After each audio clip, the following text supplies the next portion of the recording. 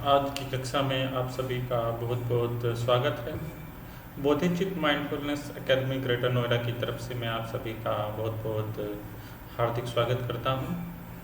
पिछली दो कक्षाओं में मैंने आपको बताया कि जो आनापानसति ध्यान है उसके जो कुछ सैद्धांतिक चरण हैं या सोपान हैं उसके बारे में मैंने आपको गहराई से बताया। और उसके पहले की जो कक्षा थी, जो फर्स्ट क्लास थी, उसमें मैंने आपको ध्यान साधना की पूर्व तैयारी के बारे में जानकारी दी। इसी सीरीज को आगे बढ़ाते हुए आज हम जो अध्ययन करेंगे उसका विषय है मैत्री भावना ध्यान साधना।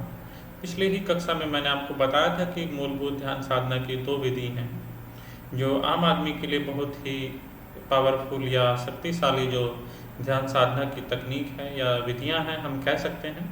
उसमें पहली थी आनापानसति ध्यान साधना और दूसरी है मैत्री भावना ध्यान साधना, जिसे पाली भाषा में मैता भावना या फिर अंग्रेजी में लविंग काइंडनेस मेडिटेशन कहा जाता है। मैता भावना अथवा मैत्री भावना का विकास उन लोगों के लिए विशेषकर अच्छा है जो द्वेष और दुर्भावना जनित समस्याओं से ग्रसित हैं, जिनको दूसरे लोगों के साथ घुलने मिलने में मुश्किल होती है, जो हीन भावना और कभी कभी आत्मद्वेष से भरे होते हैं। यह साधना आपको करुणामय और तेजस्वी व्यक्तित्व के रूप में परिवर्तित कर देती है। कम से कम शुरुआत यहाँ से होती है। अभ्यास की विधि में कुछ 5 सोपान होते हैं। मैत्री भावना या मैता भावना ध्यान साधना की विधि में जो अभ्यास की विधि है उसमें 5 सोपान होते हैं। 5 सोपान में को मैं पहले आपको उसकी जो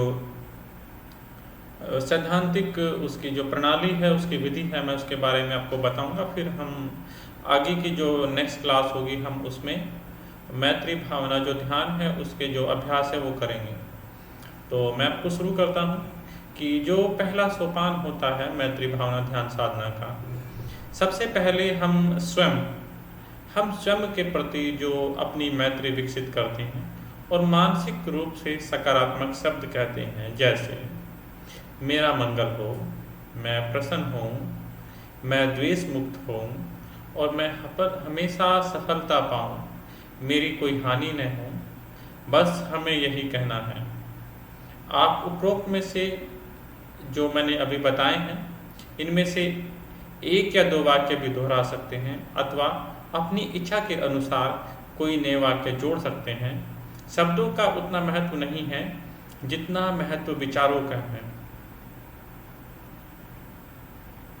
दूसरे सोपान में अपने निकटतम या प्रिय मित्र या जो फैमिली का या कोई आपका संबंधी है उसके बारे में हमें जो अपनी मैत्री भावना है वो विकसित करनी है।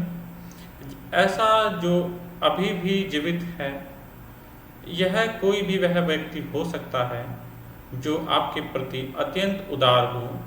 उस व्यक्ति की संकल्पना कीजिए अथवा मन की जो आंखें हैं उनके सामने उसकी छवि को लाइए और उसके प्रति वैसी ही मैत्री विकसित कीजिए जैसे कि प्रथम सोपान में आपने स्वयं के प्रति किया है कि वह या फिर जो मेरा मित्र है या संबंधी है उसका मंगल हो, वह भी प्रसन्न रहे, वो भी द्वेष मुक्त हो, उसे भी सफलता मिले, उसकी कोई हानि न हो। और जैसा मैंने आपको बताया इसमें आप नए वाक्य जोड़ सकते हैं क्योंकि शब्दों का उतना महत्व नहीं है जितना विचारों का है।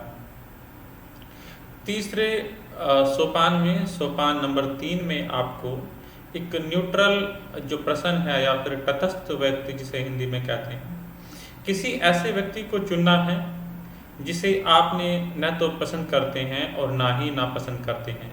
विशेषतः यह व्यक्ति जिससे आपकी प्राय मुलाकात होती है और जिसके चेहरे से आप सुपरिचित हैं, उसके प्रति भी मैत्री विकसित कीजिए जैसा कि पूर्व के सोपानों में आपने स्वयं के प्रति निकट मित्र के प्रति की है। वही जो वाक्य हैं, जो सकारात्मक वाक्य हैं मानसिक रूप से, उनको हमें दोहराना है। जैसे उसका जो तटस्थ व्यक्ति है जिसकी ना तो आप नापसंद करते हैं और ना ही पसंद करते हैं, उसके प्रति भी वही जो वाक्य है और सकारात्मक वाक्य है उन्हें दोहराना है कि उसका भी मंगल हो, वो भी प्रसन्न रहे, वह भी द्वेष मुक्त हो, उसे भी सफलता मिले, उसकी भी कोई हानि न हो। और इसमें जैसा मैंने आपको पूर्व में बताया कि आप इसमें नए वाक्य जोड़ सकते हैं, क्योंकि शब्दों का इतना महत्व नहीं है जितना विचारों का है। चौथे सोपान में या सोपान नंबर 4 में असहमत व्यक्ति, किसी ऐसे व्यक्ति के बारे में सोचिए जिसके साथ आपकी कुछ न कुछ समस्या है अथवा जो आपसे अप्रसन्न है। यदि आपकी मैत्री भावना पर्याप्त प्रबल है तो आप उस तक कभी भी अपनी मैत्री भेज सकते हैं जिससे आप आहत हुए हैं या जिसे आपने आहत किया है, अथवा वह व्यक्ति जिसे आप नापसंद करते हैं। यहाँ तक कि शत्रु भी यदि किसी भी व्यक्ति के बारे में सोच सकने में आप अभी असमर्थ हैं तो शुरुआत में बस ऐसे किसी व्यक्ति पर प्रयास कीजिए जिसने आपकी पहले कभी निंदा भर की हो, उसके प्रति भी हमें अपनी मैत्री जो भावना है उसका विकास करना है। 5वें सोपान में मैत्री भावना का हमें वैश्विक विस्तार करना है। सबसे पहले मानसिक रूप से चारों व्यक्ति को, जो चारों सोपान के हैं, अपने सामने एक एक कतार में लाते रहें, स्वयं को, निकट को, अपने मित्र को, और जो न्यूट्रल तटस्थ पर्सन है, व्यक्ति है, उसको, और अपने शत्रु को या जो अप्रसन्न है, चारों के प्रति हमें समान मैत्री विकसित करते हैं।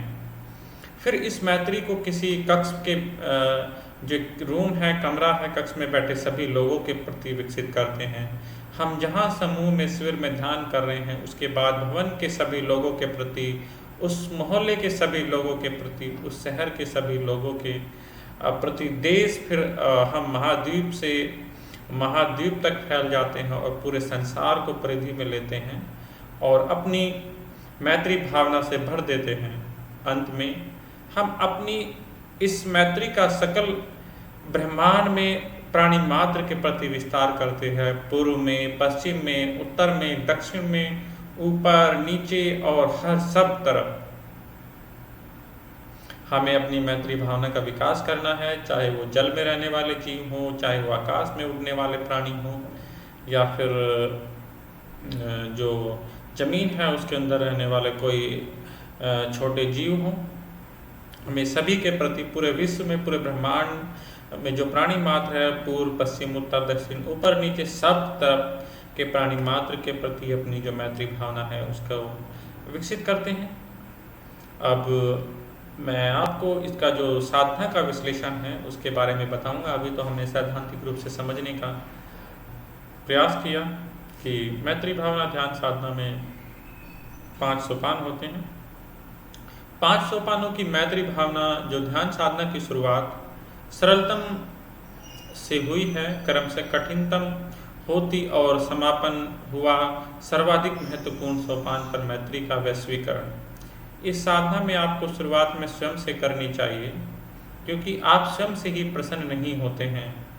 जाने अनजाने ऐसे समय आते हैं जब आप स्वयं से पराजित होते हैं। हीन भावना, कभी कभी आत्मा घृणा से ग्रसित होते हैं।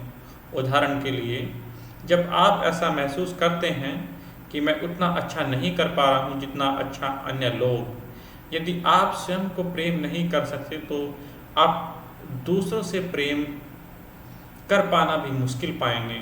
दूसरे सोपान में हम ऐसे व्यक्ति के प्रति अपनी जो मैत्री का संप्रेषण करते हैं, मित्रता का संप्रेषण करते हैं, जो हमारा निकट व प्रिय हो। सावधान रहें कि यथासंभव विपरीत लिंगी का चयन न करें, जैसे पति, पत्नी, महिला, मित्र, पुरुष मित्र, ताकि मैत्री की जगह वासना न उदित हो जाए। यह आपकी एकाग्रता को शिथिल कर सकती है। मृत व्यक्ति के बारे में सोचने से प्राय दुख उत्पन्न होता है, और यदि दुख नहीं तो भय अथवा निराधार संकल्पनाएं तो आती ही हैं। ऐसे व्यक्ति को ध्यान के अंतिम सोपान में रखा जा सकता है। तीसरे सोपान में हम एक तटस्थ व्यक्ति के बारे में सोचते हैं जिसे हमने प्राय देखा हो लेकिन उसके प्रति विशेष भावना नहीं होती है, जैसे पसंद या नापसंदगी, ऐसा व्यक्ति विपरीत लिंगी भी हो सकता है, लेकिन अगर कोई भी अस्वस्थ विचार उठे तो तत्काल आपको व्यक्ति बदल लेना चाहिए। चौथे सोपान में शत्रु के कल्याण को सोचना कुछ लोगों के लिए मुश्किल हो सकता है। इस मामले में आपको शत्रु की हानियों के बारे में चिंतन करना चाहिए और यह भी कि द्वेष की भावना एक नकारात्मक भावना है और यह किसी और की तुलना में आपको अपने आप में कहीं ज़्यादा आहत करती है। आप शुरुआत किसी ऐसे शत्रु की संकल्पना से कर सकते हैं जिसे पहले मैत्रीपूर्ण रिश्ते रहे हों और बाद में फिर चौथे चरण में बिल्कुल आक्रामक शत्रु के कल्याण व मंगल की भावना कीजिए। मैत्री भावना की साधना में कुछ जो अवरोध आते हैं उनको तोड़ने के लिए या उनकी समाधान के लिए मैं कुछ उपाय बताने जा रहा हूं। जैसे मैत्री भावना का ध्यान सबसे कठिन 5वां सोपान है। दरअसल पहले के 3 सोपान इस सर्वाधिक महत्वपूर्ण सोपान की पूर्व तैयारी है। जब आप अपनी स्वयं की मैत्री मित्र प्रति तटस्थ और शत्रु के प्रति समान मैत्री विकसित करने में सफल हो जाते हैं, तब कहा जाता है कि उसने अपने और पराये का भेद ध्वस्त कर दिया है, उसे खत्म कर दिया है। जैसे जैसे आप मैत्री का आधिकारिक लोगों तक विशालतर क्षेत्र में प्रसार करते जाएं और तब चाहें तो आप किसी समूह, व्यक्ति, क्षेत्र, नगर, देश या विश्व विशेष की संकल्पना भी कर सकते हैं। यहाँ ध्यान देने योग्य बात यह है कि एक ही तरह के समूह अथवा व्यक्ति को बार बार संकल्पित मत करते रहिए। आप आवश्यकता अनुसार किसी की संकल्पना कर भी सकते हैं अथवा प्रथम सोपान के संकल्पना और प्रसार। यहाँ संकल्पना करने का तात्पर्य किसी विषय विशेष जैसे व्यक्ति, प्राणी अथवा पशु अथवा क्षेत्र, दिशा विशेष की छवि मन में लाना अथवा मन की आंखों के सामने साकार कर लेना है। इसका अर्थ है कि विषय की आकृति निर्मित कर लेना जिस पर आप अपनी मैत्री भावना की तरंगे प्रक्षेपित कर रहे हों। जब आप अपने ध्यान के विषय की संकल्पना कर रहे हैं तो आप उसके प्रसन्न स्मित सुख की मिसालन प्रिय मित्र के मुख की छवि ला सकते हैं। तब उस व्यक्ति उस संकल्पित छवि पर अपने विचार तरंगे भेजिए, जैसे तुम्हारा मंगल हो, तुम प्रसन्न रहो, तुम रोग और कष्टों से मुक्त हो जाओ, आदि आदि। प्रसारण से तात्पर्य है कि किसी का स्वस्थ सकारात्मक विचार विशेष की अभिव्यक्ति या प्रक्षेपण जो मन में संकल्पित विषय की मंगल कामनाओं से भरा हो। यद्यपि आपको निर्देशित किया गया है कि आप मानसिक छवि से इस तरह का वाक्य कहें, मेरा कल्याण हो, लेकिन वास्तव में इसका ठीक ठीक अर्थ बोलने से नहीं बल्कि मैत्री भावना महसूस करने से है। तो मित्रों और मेरे प्यारे साथियों और जितने भी आज इस क्लास को सुन रहे हैं उन सभी का मैं हार्दिक दिल से आभार व्यक्त करता हूं। अगले जो क्लास होगी, नेक्स्ट क्लास में हम मैत्री भावना ध्यान साधना में जो अवरोध आते हैं उनका कैसे निवारण कर सकते हैं और मैत्री भावना ध्यान करने के क्या लाभ हैं उसके बारे में मैं आपको बताऊंगा। आज के लिए सिर्फ इतना ही। आप इस क्लास में मेरी बात को सुना उसके लिए मैं आपका हार्दिक दिल से आभार व्यक्त करता हूँ। बहुत बहुत धन्यवाद। जय भीम, नमो बुद्धाय।